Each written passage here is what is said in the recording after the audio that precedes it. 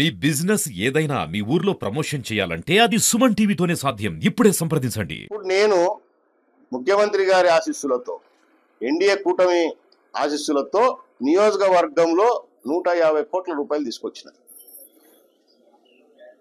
పంపిస్తా. చక్రపాణిని పోయి మీరే ఇవ్వండి, తీసుకుపోయి ఇవ్వండి. తిరగమని ఇవన్నీ పనులు జరుగుతున్నాయా, అయిపోయినాయా? అవునా? తిరగమని చెప్పండి ఆయన. ఎందుకంటే మనం పిలిస్తే రాడు కదంగా. ఆయన చెప్పమంటే చెప్పాడు, మనం పిలిస్తే రాడు. ఆయననే తిరగమని చెప్పు. నియోజకవర్గం ఈ 150 కోట్ల అభివృద్ధి కార్యక్రమాలు ఉన్నాయా లేదా, పేపర్ మీద ఉన్నాయా, గ్రౌండ్ అవుతున్నాయా, అయినాయా, టెండర్లు అయినాయా, తిరగమని చెప్పండి. ఇంకా ఏమైనా పాప ఆయన ప్రభుత్వం లేడు కాబట్టి ఎవడన్నా పేపర్లు ఇవ్వడం చెప్పండి, నాకు చెప్పండి. మళ్ళీ మీరు వచ్చి అన్ని ఎవిడెన్స్లు ఇస్తాం. ఏమంటాడా ఏమన్నా, నీకు 15,000, నీకు 15,000, నీకు 15,000. బిడ్డా రా, రేపు 14వ తారీఖు తర్వాత ఉండు, నీతోనే వంచిస్తా 15,000 రూపాయలు. అవునా? నీతోనే ఇంట్లో కుటుంబంలో ఎంతమంది ఉంటే అంతమందికి నీతోనే వంచిస్తా.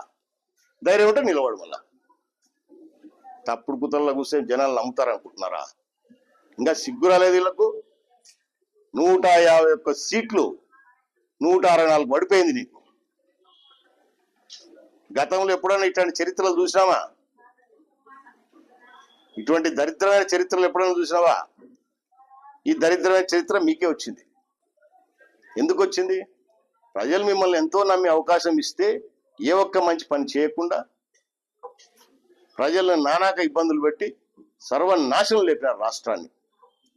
ఈరోజు రాష్ట్రం కోలుకోవాలంటే చంద్రబాబు నాయుడు గారు పడుతున్న కష్టము కల్లారా చూస్తున్నాం కాబట్టి మాకు తెలుసు.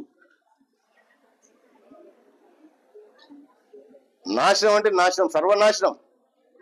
ఇది వదిలిపెట్టేసి మళ్ళీ రోజు ఆ రోత పత్రికలంతా రోత రాసుకుంటూ కూర్చున్నారు. రోత టీవీలంతా రోత చూపించడం నేర్చుకున్నారు. మాటలు నోటికి ఏమొస్తే అది. మహిళలని లేదు, వృద్ధులని లేదు, ఎవరని లేదు. నోటికి ఏమొస్తే ఆ మాట మాట్లాడడం. రాష్ట్రానికి రాజధాని లేదు కదా దరిద్రుడైనంత వరకు. 3 ముక్కలు ఆటాడి 3 రాజధానులు లాంటివి. వ్యాధి లేదు, వ్యాధి గతి లేదు. అమరావతిలో రాజధాని లేదు, కర్నూలు హైకోర్టు లేదు, బెంచ్ లేదు, విశాఖ వర్కింగ్ క్యాపిటల్ లాంటివి అది లేదు. నువ్వు మాత్రం బ్రహ్మాండంగా ఒక 600 కోట్లు పెట్టి ప్యాలెస్ కట్టావు. ఉండేది ఎన్ని బెడ్రూమ్లా? 4. 4 బెడ్రూమ్లకు 400 కోట్లు ఖర్చు పెట్టాడు అన్న. 400-500 కోట్ల రూపాయలతో ఎన్ని ప్రాజెక్టులు చేయొచ్చు? ఒక నియోజకవర్గం సస్యశ్యామలం అయిపోతుంది. తాగేదానికి నీళ్ళు ఇవ్వచ్చు. ఒక ఆలోచన లేదు, ఒక పాడు లేదు. ఈరోజు ఇదే ఆర్డబ్ల్యూఎస్ కింద ముఖ్యమంత్రి గారు ఎంత దూర ఆలోచన పెట్టారు. నీళ్ళు ఇవ్వాలంటే, ప్రజలకు నీళ్ళు ఇవ్వాలంటే బోర్లు తీసుకోవాలి. ప్రాబ్లం వస్తుంది. సస్టైనబుల్ వాటర్ అంటే ఎక్కడైతే మనకు రిజర్వాయర్స్ లో వాటర్ రిజర్వ్ పెట్టుకొని సాగునీటికి ఇబ్బంది లేకుండా మళ్ళీ తాగునీటికి కూడా ఇచ్చే పరిస్థితి మంచినీళ్ళు. సో ఈ విధంగా ప్లాన్ చేస్తున్నాం. ఇప్పుడు మనకు వెలుగోడు ఉంది. వెలుగోడు రిజర్వాయర్ నుంచి మన ఒక్క నియోజకవర్గమే కాకుండా పక్కన ఉన్న నందికొట్కూరు నియోజకవర్గానికి దీంట్లో నుంచి ఇస్తున్నాం. నంద్యాలకు దీంట్లో నుంచి ఇస్తా ఉన్నాం. అంటే అష్యూర్డ్ వాటర్ గ్యారంటీగా ఉండాలి 365 రోజులు. సో ప్రాజెక్ట్ ఒక డిపిఆర్ తయారు చేయాలంటే, ఒక ప్రాజెక్ట్ చేయాలంటే దానికి ఆలోచన మంచిగా ఉండాలి. ప్రజలకి 24 గంటలు 365 రోజులు ఇబ్బంది ఉండకూడదు పని చేస్తే. ఎక్కడుంది నీ దరిద్ర పరిపాలనలో 5 ఏళ్లలో? మళ్ళీ అన్ని బుకాయింపులే. ఈ రోజు కూడా అన్యాయంగా అరెస్టులు చేస్తున్నామంట. ఎవరిని అన్యాయంగా అరెస్ట్ చేసింది మనం? అన్ని ప్రూఫ్స్ తో సహా పెట్టి, వాళ్ళు చేసిన పాపాలన్నీ పెట్టి కోర్టు ద్వారానే పోతున్నారు. కానీ తీసుకుపోయి లాక్కపోయి జైలు వేస్తున్నారా? ఎదురుగా పెట్టి కోర్టు రిమాండ్కి ఇస్తే పోతావు. కోర్టు రిమాండ్కి ఇస్తుందా, లేకపోతే తీసుకుపోయి స్టేషన్లో జైల్లో పెడుతున్నారా? యా జైల్లో పెడతారు వీళ్ళను? అన్ని సెంట్రల్ జైల్స్ లేకపోతే జిల్లా జైల్లోనే పెడతారు. జిల్లా జైలు సెంట్రల్ జైల్లో పెట్టాలంటే కోర్టు ఉండాలా. కోర్టు ఆర్డర్స్ ఇస్తేనే పెడతారు. పోలీస్ స్టేషన్లోనే లాకప్ కాదు ఇది. అవునా?